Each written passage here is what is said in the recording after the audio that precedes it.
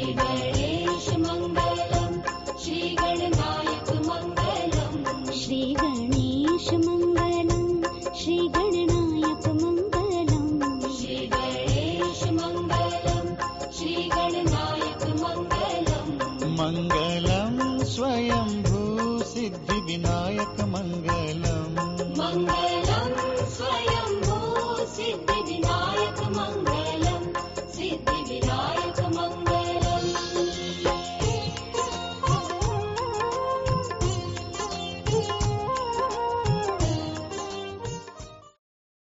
Welcome to the Bhajnavali broadcast, directed and hosted by Sri Gyan Rajhans. Bhajnavali is a spiritual broadcast consisting of English discourses, Hindi pravachan, and melodious bhajans. भजनावली के प्रसारण में आपका स्वागत है। हमारे प्रसारण में आप अंग्रेजी और हिंदी प्रवचनों और मधुर भजनों सुनते हैं। धन्यवाद। Now, here is your host, Sri Gyan Rajhans. Thank you, Shalini. Dear worldwide devotees of Bhajnavali, I welcome you on the eve of Shardiya Navaratri. Today, on the eve of the Navaratri, you will hear the Navaratri Pujan and Vrat rituals in details in order for you to please the Divine Mother for acquiring material power, physical energy, and spiritual strength. The significance of Navaratri will also be explained in English. तो भजनावली के विश्वव्यापी श्रोताओं ज्ञान राजहंस का सविनय अभिनंदन। एवं कल से शारदीय नवरात्र का आरंभ हो रहा है, अतः अपने वचनानुसार आज आप सुनेंगे नवरात्रि पूजन विधि विस्तार से, ताकि कल से इन विधियों का अनुसरण कर आप मां जगदम्बा को प्रसन्न कर सकें और आपको तथा आपके परिवार को सुख, संपत्ति, शारीरिक शक्ति एवं आध्यात्मिक बल प्राप्त हो सके। तो आइए प्रथम नवरात्रि के शुभ आगमन का स्वागत करें एक भजन से, तत्पश्चात विस्तार से नवरात्रि पूजन एवं व्रत विधि। After this Mata Bhajan, you will hear first the significance of Navaratri in English, followed by the details of Navaratri Pujan in Hindi. कभी दुर्गा बन के, कभी काली बन के, चली आना मैया जी चली आना। कभी दुर्गा बन के, कभी काली बन के, चली आना मैया जी चली आना।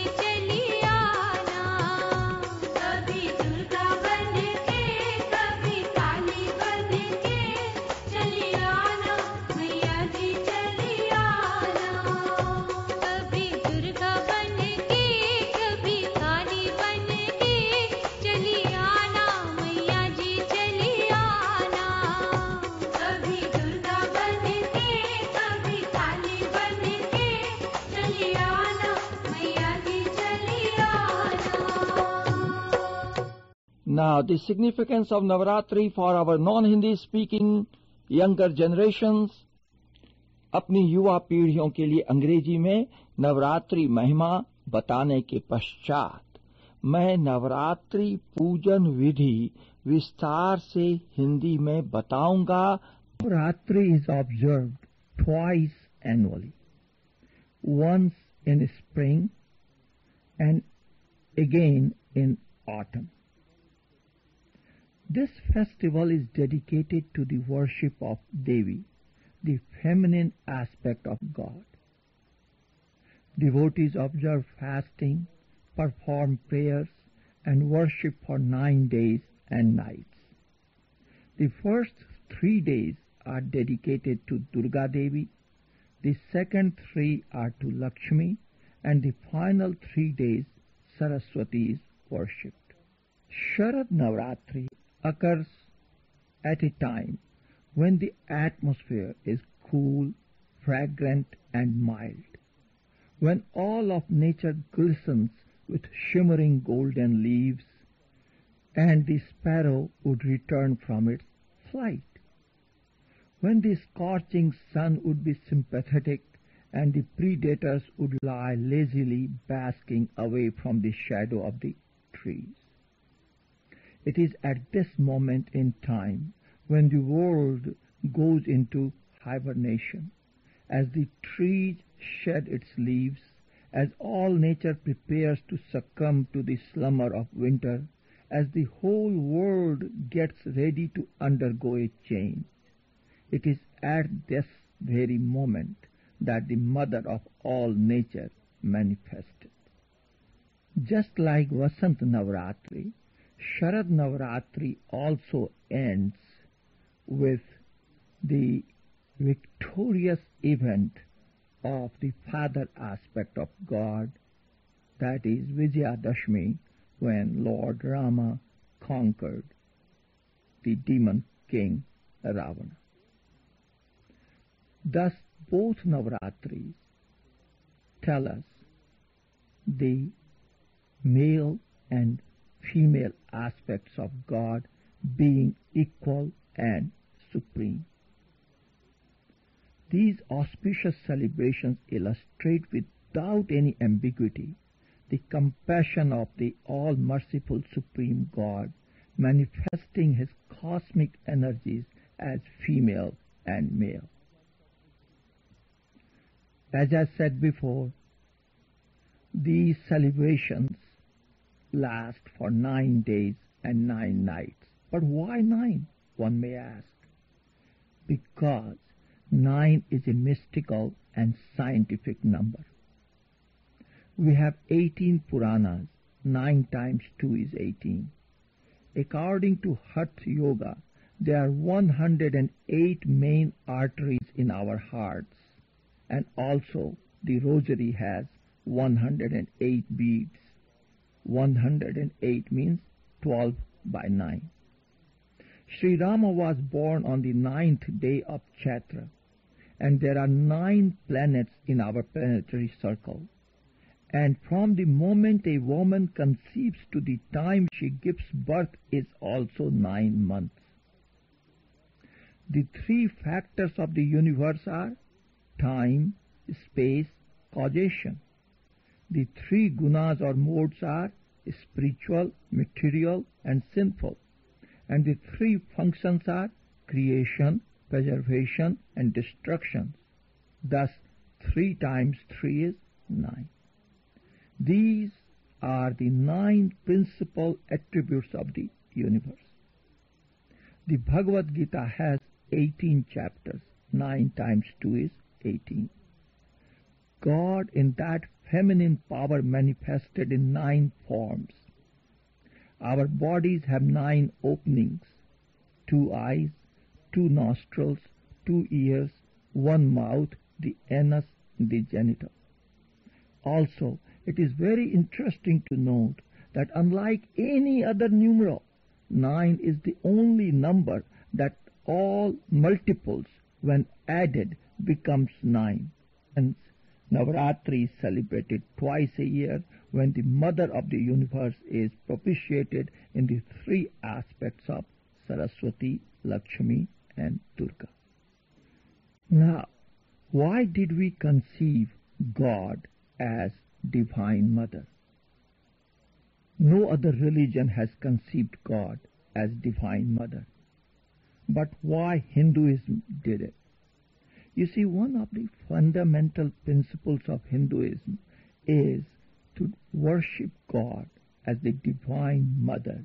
It is that sacred and unique bond between mother and child which inspire within an appreciation and awareness in worshipping God as Mother. The Hindus' concept of God as female is advocated in the expression of divinity as Mother, Mother Earth, Mother Nature, etc., etc.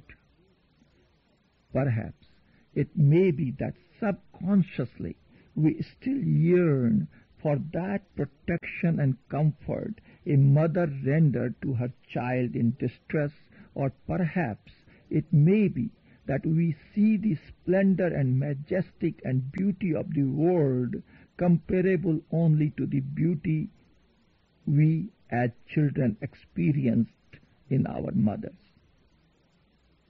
Our relationship with God includes the dimension of empathy with the divine, which mirrors the natural love and intimacy of a child to their parents. Hinduism from the beginning have always advocated the more intimate relationship of a child for his or her heavenly parents, not only Heavenly Father. We do not only consider God as our father and mother, we also consider him or her as our other relations, as the most popular prayer says, Tomeva mata cha pita tomeva, Tomeva bandhuscha sakha tomeva, Tomeva vidya dravinam tomeva, Tomeva sarvam mam deva deva. Thou art mother and father, friend and relation. Thou art the bestower of knowledge and wealth. Thou art my Savior and Lord of all beings. So I hope you do realize why we worship God both as father and mother. And during the Navaratri, it is considered that if we worship God as Divine Mother, as the supreme cosmic energy aspect of God, then we do obtain all kinds of knowledge and power that help us to lead good, pious, and sattvic life.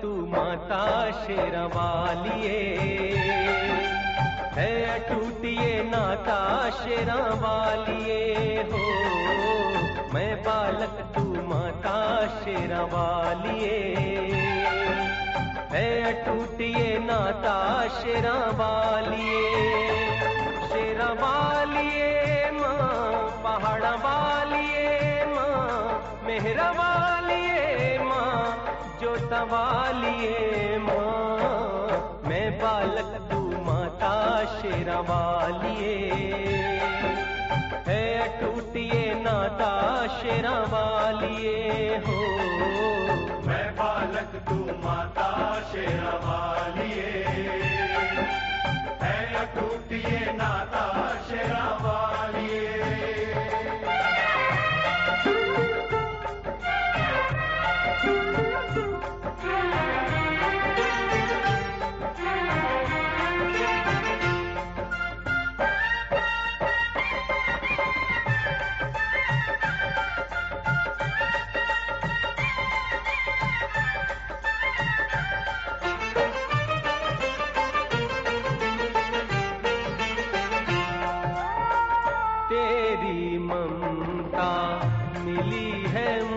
को तेरा प्यार मिला है, तेरे आंचल की छाया में मन का फूल खिला है।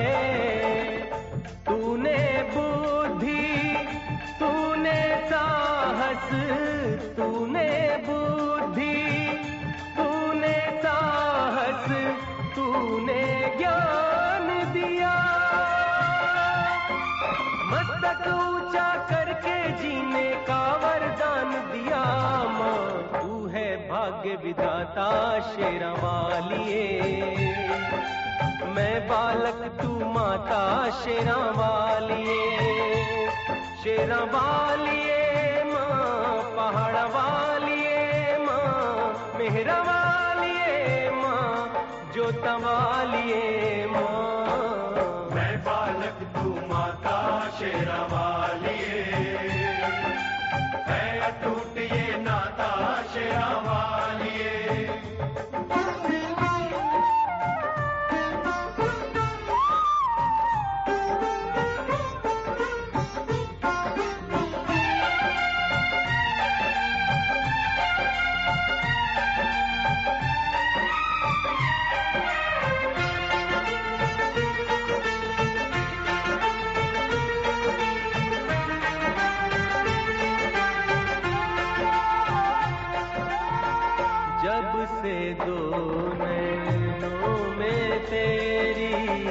पावन ज्योत समाई, मंदिर मंदिर तेरी मूरत देने लगी दिखाई। ऊंचे पर्वत पर मैंने भी, ऊंचे पर्वत पर मैंने भी डाल दिया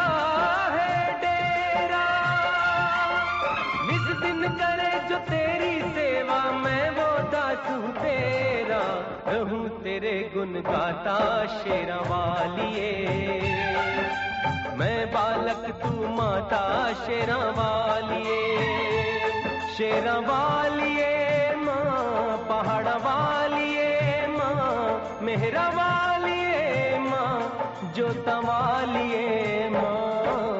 मैं बालक तू माता शेरा वालिए, है अटूट ये नाता शेरा वालिए हो। मैं बालक तू माता शेरा वालिए, है अटूट ये नाता शेरा वालिए। जय शेरा वाली, जय भवना वाली, जय मेहरा वाली, जय जोता वाली, जय शेरा वाली, जय भवना वाली, जय मेहरा वाली, जय जोता वाली, जय शेरा वाली, जय भवना वाली, जय मेहरा वाली, जय जोता वाली, जय शेरा वाली, जय भवना वाली, जय मेहरा वाली, जय जोता वाली, जय शेरा वाली, जय भवना वाली, जय मेहरा वाली, जय जोता वाली।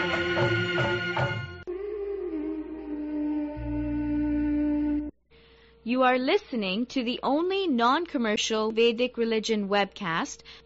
आप सुन रहे हैं वैदिक धर्म का एकमात्र विज्ञापन रहित प्रसारण। धन्यवाद। अब नवरात्रि पूजन विधि विस्तार से। हो सके तो इसे टेप कर लें। नवरात्रि के दिनों यह अत्यंत ही उपयोगी सिद्ध होगा। अपने घर पर ही आपको नवरात्र व्रत, उपासना एवं मंत्र साधना करनी है तो आपको नवरात्र पूर्व ही अर्थात आज से ही तैयारी प्रारंभ कर देनी चाहिए। घर के किसी कमरे में पूर्व दिशा में, पश्चिम दिशा में एक बड़ी चौकी पर मंडप बनावें। उसे सुंदर वस्त्रों और मालाओं से सजाएं। यह ध्यान रहे कि पूजा करने वाले का मुंह पूरब या पश्चिम ही रहे। उत्तर भी हो सकता है, किंतु दक्षिण की ओर पूजा करते समय मुंह न रहे। इसलिए देवी की चौकी को पूर्व या पश्चिम में रखना चाहिए। सर्वश्रेष्ठ तो यह होगा कि चौकी पूर्व उत्तर के कोने में रखी जाए। यदि पूजा करने वाले का मुंह ईशान कोण पूर्व उत्तर के कोने की ओर रहे तो उत्तम फल मिलता है। चौकी पर लाल रेशमी या पीला रेशमी वस्त्र बिछा दें। उसके मध्य में एक धातु की या काठ की उत्तम कोटि की सिंहासन नुमा चौकी रखें। उस पर लाल रेशमी वस्त्र बिछा दें।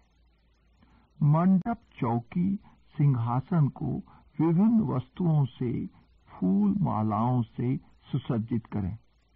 यह कार्य अमावस्या की रात तक अवश्य पूर्ण हो जाना चाहिए। अर्थात आज रात तक यह सारी प्रक्रिया पूर्ण हो जानी चाहिए। अमावस्या की रात तक फल फूल को छोड़कर, ध्यान रहे, फल फूल को छोड़कर जिन्हें नित्य ताजे आना चाहिए, शेष पूजन सामग्री को बाजार से खरीदकर शुद्ध एवं साफ करके रख लें। पूजन सामग्री क्या होगी यह आपकी पूजा अनुष्ठान के स्वरूप पर निर्भर करेगा। यदि आप सामान्य एवं पारिवारिक पूजा ही कर रहे हैं तो लाल चंदन, चावल, देशी घी, रोली, अबीर, सेंट, वस्त्र, कुछ अलंकार, पुष्प, रुई, माचिस, कलश, पूजा के पात्र, पूजा की पुस्तक, अगरबत्ती, धूप बत्ती, आरती, दीपक पात्र, मेवा, मिठाई, फल, पान के 5 पत्ते या आम के 5 पत्ते, दूध, दही, चीनी या शक्कर, शहद, गंगा जल यदि हो सके, आसन, माला, दक्षिणा के लिए कुछ सिक्के, नारियल, जनेऊ, सिंदूर आदि चाहिए। यहाँ एक बात और स्पष्ट कर दूं कि जिनके घरों में स्थान की कमी है और वे 9 दिनों के लिए एक कमरा पूजा के लिए अलग नहीं कर सकते, फिर भी वे नवरात्र का व्रत करना चाहते हैं, तो उन्हें चाहिए कि पूर्व या पश्चिम दिशा की दीवार पर बनी अलमारी पर रेशमी लाल वस्त्र बिछाकर उस पर देवी का आसन रखकर उस पर लाल रेशमी कपड़ा या चुनरी बिछाकर देवी की प्रतिमा या देवी का फोटो उपासना के लिए रखें। ऐसे लोग ऊपर की अलमारी में यदि देवी स्थापना करते हैं तो नीचे की अलमारी में छोटे पात्र में कलश स्थापना भी कर सकते हैं। हाँ, वह स्थान शुद्ध रहना चाहिए। बेहतर होगा उस कमरे में कोई अशुद्ध होकर न जाए तथा जूता चप्पल भी कक्ष के बाहर ही उतार दिए जाएं। अपार्टमेंट्स में स्थान की कमी होती है, इसलिए मैंने यह संशोधन किया, क्योंकि जैसा कि मैंने बार बार आपको बताया है, उपासना, पूजा, प्रार्थना एवं साधना में भक्ति भावना, श्रद्धा एवं ध्यान की पहली आवश्यकता होती है।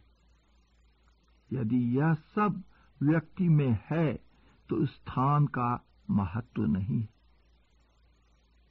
अब आपके पास मंडप और सामग्री हो गई तो यह सब तैयारी करके आपको व्रत के पूर्व यानी अमावस्या की रात हल्का भोजन करना चाहिए। यदि भोजन रात 8 बजे तक कर लिया जाए तो उचित होगा।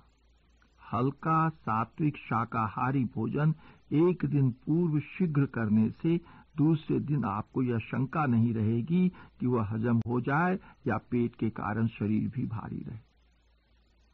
प्रतिपदा के दिन अर्थात कल के पहले दिन प्रातः उठकर नित्य क्रिया से निवृत्त होकर स्नान करें, शुद्ध धुले हुए वस्त्र धारण करें। आसन कंबल का हो। आसन पर मंत्र पढ़कर अथवा ऐसे ही जल छिड़क कर शुद्ध करें। उस पर बैठने से पूर्व उसे या उसके सामने की धरती को प्रणाम करके प्रार्थना करें कि हे धरती माँ, तुम मेरा भार ग्रहण कर रही हो, मैं तुम्हारा उपकृत हूं, मुझे देवी पूजन की शक्ति देती रहना। कलश में चारों तरफ स्वस्ति बनाएं और उसे सुंदर ढंग से सजाकर रखें। यदि हो सके, और मैं पुनः जोर देकर कहता हूं, यदि हो सके तो चौकी के समक्ष भुरभुरी मिट्टी की एक वेदी बनाएं और उसमें मंत्र पढ़ते हुए या देवी का केवल नाम जपते हुए जव या जंतरी जिसे कहते हैं उसे बो दें और पानी से सींच दें। ध्यान रहे, इस वेदी को नित्य दोनों समय पानी से सिंचित करते रहना चाहिए और विजयादशमी के दिन ही इसे काटना चाहिए। इसमें जो आपको पौधा निकलेगा उसे विजयादशमी के दिन काटना चाहिए। अब चौकी के ऊपर सिंहासन पर देवी की प्रतिमा को प्रतिष्ठित करें। यदि आपके पास देवी की प्रतिमा नहीं है तो देवी के फोटो से भी काम चल सकता है। उन्हीं में अपनी भावना को आरोपित कर लें। पूजन के पूर्व एक दीप जलाएं। दीप की पूजा करें और प्रार्थना करें कि हे दीप, जब तक मैं पूजा करता हूं या करती हूं तब तक आप प्रज्वलित रहने की कृपा करें और अपनी ज्योति में देवी मां का स्वरूप प्रकट करते रहें। यदि प्रतिमा आदि कुछ भी ना हो, ध्यान दें, यदि प्रतिमा फोटो आदि आपके पास कुछ भी ना हो तो दीपक की ज्योति में ही देवी का आह्वान किया जा सकता है, क्योंकि देवी मां को ज्योता वाली, ज्योति वाली कहा गया है। दीप भी दो प्रकार से प्रतिष्ठित करने का विधान है। एक अखंड दीप जो 9 दिनों तक लगातार जलता रहे, और दूसरा पूजा दीप। से अखंड दीप बहुत ही कठिन काम है, इसलिए सामान्य उपासक भले ही अखंड दीप न जलाएं, उसमें इतना ही घी डालें कि पूजा पाठ तक जलता रहे और उसके बाद भी कुछ देर तक जलता रहे।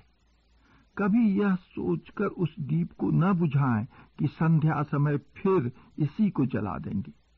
ऐसा करना दोषपूर्ण होगा। आप पहले से ही उतना घी डालें जितनी देर उसे जलते रहना चाहिए, और फिर शाम को, संध्या को दूसरी बत्ती और घी डालें। कलश स्थापना करने से पूर्व कलश के कंठ में मौली बांध दें। कलश में जल पूरी तरह भर दें। उसके अंदर सोना चांदी डाल दें अथवा सिक्के डाल दें। उसका मुंह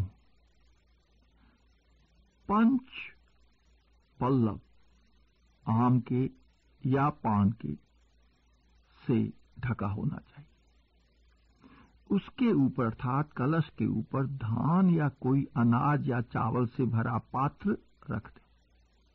उसके ऊपर नारियल लाल वस्त्र में लपेटकर रख दें। यह सब करते समय मंत्र पढ़ते रहें या देवी का नाम लेते रहें। जो याद हो वही देवी मंत्र पढ़ें, जैसे सर्वमंगल मांगल्य सबको याद है, वही पढ़ते रहें। अब पति पत्नी दोनों को प्रेम एवं भक्ति सहित कलश उठाकर चावल की बनी वेदी पर मां भगवती का नाम लेते हुए या मंत्र पढ़ते हुए रख देना चाहिए। देखिए, कलश स्थापना सदैव बिना शुभ मुहूर्त देखे ही प्रातः 10 बजे से 10:30 बजे के अंदर कर देना चाहिए। इसके आगे पीछे करना हो तो मुहूर्त देखना पड़ता है। आप क्यों इस झंझट में पड़े। उसके बाद देवी का पूजन विधिवत करें। नवरात्र के प्रथम दिन षोडशोपचार विधि से पूजन करना चाहिए। हो सके तो नित्य षोडशोपचार से पूजन करें। मैंने अनुभव किया है कि नित्य केवल पंचोपचार पूजन ही संभव हो पाता है, परंतु प्रथम दिन यदि षोडशोपचार हो सके तो अच्छा है। षोडशोपचार क्या है? 16 प्रकार की विधि क्या है? पहला पाद्य, पैर को धोना, दूसरा अर्घ्य देना, तीसरा आचमन देना, चौथा स्नान कराना, पांचवां वस्त्र पहनाना, छठा आभूषण देना, सातवां गंध प्रदान करना, आठवां पुष्प देना, 9वां धूप, 10वां दीप, 11वां नैवेद्य, 12वां पुनः आचमन, 13वां तांबूल, 14वां पाठ या स्तुति, 15वां तर्पण और 16वां नमस्कार क्षमा प्रार्थना। तो ये षोडशोपचार कहलाते हैं। पंचोपचार में यानी 5 प्रकार की विधि में केवल गंध, पुष्प, धूप, दीप और नैवेद्य आता है। देखिए कितना आसान है। इसीलिए मैंने कहा कि 9 दिन पंचोपचार सबसे आसान मुझे लगा है। सर्वप्रथम देवी का ध्यान करें। यदि आप किसी इष्ट देवी की सदैव से उपासना करते हैं तो उन्हीं का ध्यान करें, अन्यथा दुर्गा देवी, चंडी, महिषासुर मर्दिनी का ध्यान करें। ध्यान करने में उन देवी का आवाहन करें कि वे अपनी समस्त शक्तियों सहित उपस्थित हों और पूजा को ग्रहण कर प्रसन्न हों। आवाहन जिन जिन देवी देवताओं का करना चाहें सबका कर लें। हाथ में अक्षत अर्थात चावल और पुष्प लेकर बारी बारी से देवी देवताओं का आवाहन करते जाएं और चावल पुष्प रखकर उचित स्थान पर उन्हें विराजने पधारने की प्रार्थना करें और मन में मान लें कि आपके बुलाने पर देवी देव आपके निर्दिष्ट स्थान पर पधार गए। उसके बाद एक कटोरी या थाली में जल लेकर उनके चरण धोने की क्रिया करें। यदि आपके पास मूर्ति है तो स्पष्ट रूप से चरण धोएं, परंतु यदि फोटो है तो कल्पना करें कि आप चरण धो रहे हैं। फिर उन्हें जल दें। अर्घ्य लेकर सब देवी देवताओं के समक्ष एक पात्र से दूसरे पात्र में मन में यह कल्पना करके जल डालें कि आप उन्हें अर्घ्य दे रहे हैं। अब स्नान कराने के लिए सर्वप्रथम मूर्ति को एक थाली में रख लें।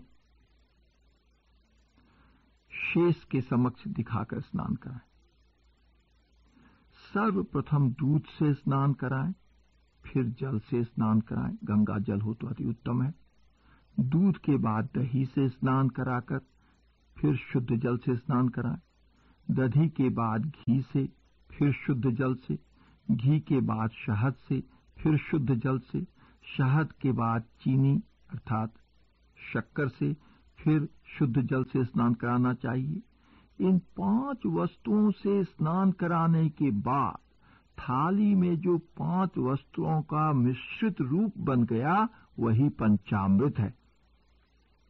उसे अलग करके रख देना चाहिए और उसमें बाद में चढ़ाया हुआ पंचमेवा मिलाकर प्रसाद रूप में बांटना एवं स्वयं प्राप्त करना चाहिए।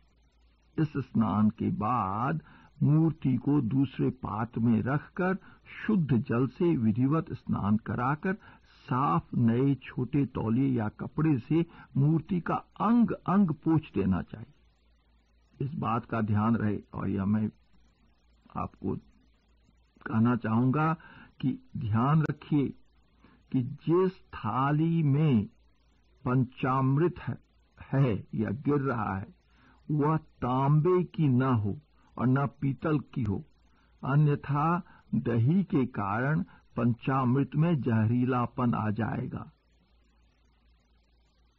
स्नान के बाद देवी या अन्य मूर्तियों को वस्त्र पहना।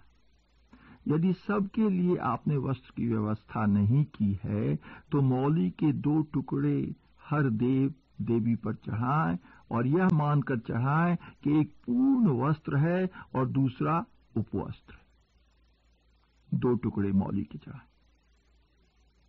हाँ, देवी जी को यदि आप चाहें तो सुंदर श्रेष्ठ चुनरी चढ़ा सकते हैं।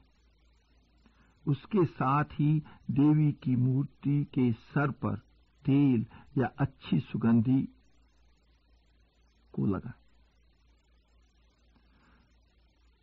एक बात और मैं आपको यहां पर समझा दूं कि देवी के साथ संभव हो तो गणेश, भैरव और हनुमान जी की पूजा भी करनी चाहिए। तेल लगाने के बाद देवी जी को सुहाग सामग्री चढ़ा दें, जैसे काजल, सिंदूर आदि। मन में यह सोचकर उनका श्रृंगार करें कि वे आपके द्वारा दी हुई वस्तुओं को स्वीकार कर प्रसन्न हो रही हैं। बाजार में आर्टिफिशियल ज्वेलरी काफी मिलती है, कृत्रिम अलंकार। उन्हीं को लाकर यह सोचकर उन्हें अर्पित करें कि यही आपके लिए स्वर्ण आभूषण है। इसके बाद देवी को इत्र या सेंट लगाएं, फिर देवी को उनके आसन पर बैठा दें। अबीर, गुलाल, हल्दी भी देवी देवताओं पर विधिवत चढ़ानी चाहिए। इसके बाद अगरबत्ती, धूप बत्ती जलाकर देवी के आसपास घुमाकर स्टैंड पर लगा दें। फिर देशी घी में भिगोई हुई कपास की बत्ती को दीपक में जलाकर हर मूर्ति के सामने दिखाएं। ध्यान रहे कि इस दीपक को आरती की तरह नहीं घुमाना चाहिए। मैंने बहुत स्थान पर देखा है कि दीपक जलाते ही लोग आरती की तरह घुमाने लगते हैं। मंत्र है दीपक दर्शयामी, जिसका अर्थ है दीपक को दिखाना। आप इस दीप को हाथ में लेकर मूर्ति के समक्ष ले जाकर पुनः पूजा स्थल पर धीरे से रख दें। धूप दीप के बाद नैवेद्य अर्पण करना चाहिए। नैवेद्य थाली या प्लेट अथवा दोनों हथेलियों के मध्य रखकर सप्रेम मां भगवती को अर्पण करना चाहिए। मिठाई आदि पहले अर्पण करें, उसके बाद फल अर्पण करें, तब मेवा अर्पण करें। हर वस्तु के बाद आचमनी से जल देते रहें और अंत में किसी छोटे पात्र, गिलास या कटोरी में देवी के समक्ष जल रख दें। भोग लगाने के बाद पान का बीड़ा देवी जी को चढ़ाएं। पान का बीड़ा दिन में हर भोग के बाद अर्पित करना पड़ेगा। अंत में दक्षिणा भी चढ़ानी चाहिए। अपनी शक्ति के अनुसार आप देवी को दक्षिणा चढ़ाएं। तो यह पूर्ण पूजा हुई के पश्चात क्षमा प्रार्थना करनी चाहिए, क्योंकि हम सबों से पूजा विधि में कमी या अधिकता हो ही जाती है, हम कितना भी सावधान क्यों न हो, और मंत्रोच्चारण में भी भूल हो जाती है। अर्थात अपनी भूल के लिए क्षमा हमें मांगनी ही चाहिए। आपकी सुविधा के लिए प्रस्तुत है क्षमा प्रार्थना एवं आरती।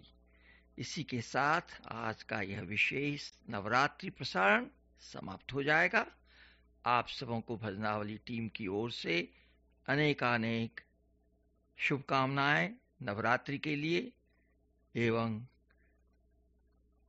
मां जगदम्बा से हमारी यही प्रार्थना है कि आप और आपका परिवार उनके आशीर्वाद का अधिकारी बने।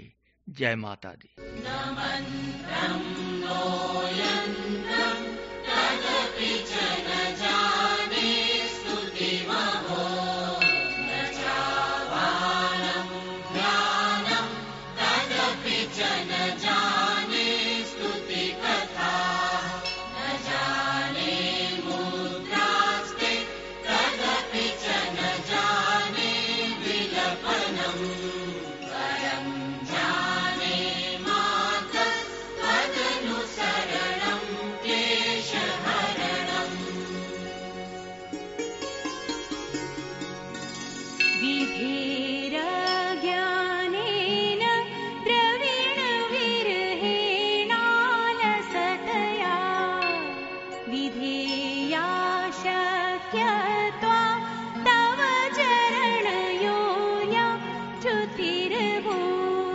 तदेतच्छन्दः